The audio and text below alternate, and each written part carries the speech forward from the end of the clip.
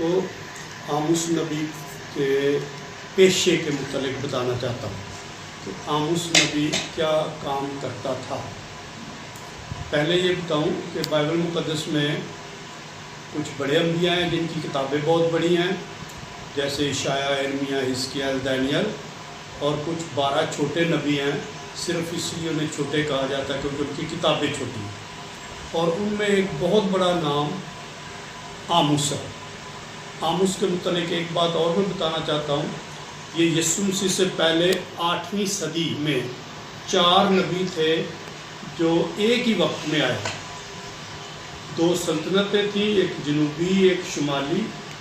शुमाली में 10 कबीले थे और जनूबी में 2 कबीले थे। तो शुमाली सल्तनत में होशिया और आमूस नबूवत करते थे, जहाँ 10 कबीले थे। और जनूबी सल्तनत जिसका नाम यूदिया था, उसमें 2 कबीले थे और उसमें इशाया और मीका नबूवत करते थे।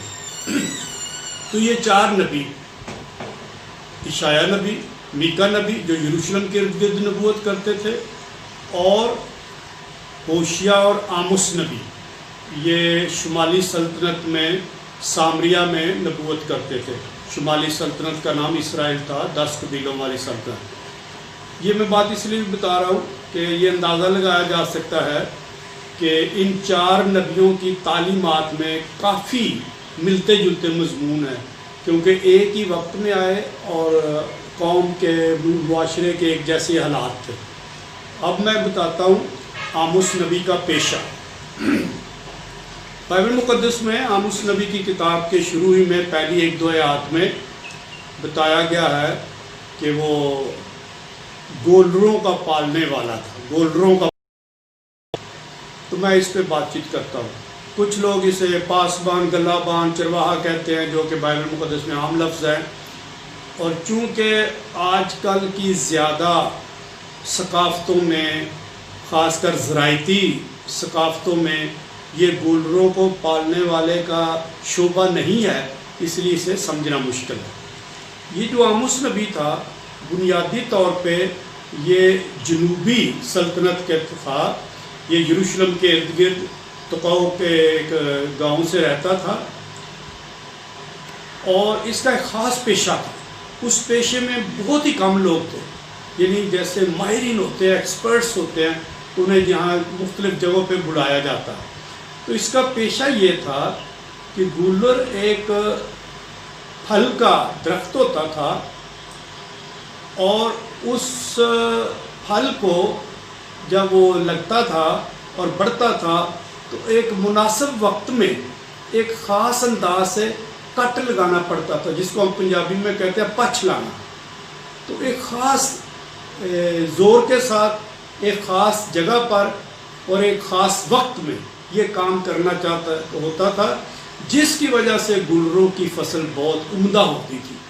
तो ये कट लगाने में, पछ लगाने में आमूस मशहूर था।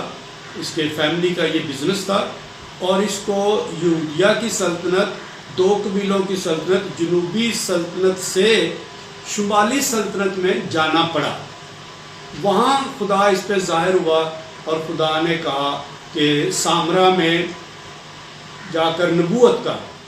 तो जब इसने सामरा में, जहाँ बादशाह का तख्त था और बादशाह का सरकारी हुकूमत का मज़बा था, जहाँ बुत परस्ती होती थी, तो होशिया नबी ने एक तरफ समाजी इंसाफ के लिए, वहाँ समाजी नाइंसाफ़ियाँ बहुत होती थी, और आमूस नबी इसके लिए मशहूर है कि वो समाजी इंसाफ का नबी है।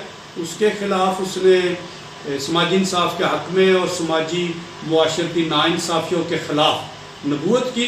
और दूसरी सच्ची इबादत के लिए, हकीकी इबादत के लिए, खुदाए वाहद की परस्तिश के लिए, क्योंकि सामरा में बुत परस्ती बहुत होती थी जो बादशाह करवाता था, और एक काहिन भी था, अमसिया काहिन, ये सारे मिलजुल के करते। तो आमूस नबी ने इनके ख़िलाफ़ बातें की। तो आमूस नबी के 2 बड़े मजमून हैं, एक समाजी इंसाफ की हमायत में बोलना और दूसरा सच्ची इबादत की हमायत में बोलना, अदल और इबादत। तो आमूस नबी ने कहा और वहाँ जाकर नाइंसाफ़ियों की मज़म्मत की اور جھوٹی باتوں کی مذمت کی. اور جب بادشاہ اور کاہن نے آموس کو کہا کہ چلا جا، واپس چلا جا اپنے گاؤں، اپنی سلطنت میں واپس چلا جا، اگر تو نے روٹی کھانی تو ادھر جا کے کھا، یہاں ایسی غلط نبوت مت کر. تب آموس نبی نے کہا میں تو صرف ایک گلروں کا پالنے والا ہوں، میں تو کچھ بھی نہیں تھا. خدا نے مجھے بلایا ہے، خدا نے مجھے کہا ہے میں یہ نبوت کروں، اور میں نے یہ نبوت لازمی کرنی ہے اور یہی کرنی ہے. تو یہ ایک بہت خوبصورت کتاب ہے، آموس نبی کی کتاب، چھوٹی سی کتاب ہے کہ ایک طرف اس کا مضمون ہے سماجی انصاف، سوشل جسٹس، اور دوسری طرف سچی عبادت، ٹرو ورشپ. اور دونوں پر اس نے اس کی حمایت میں اور اس کی مذمت میں بات چیت کی.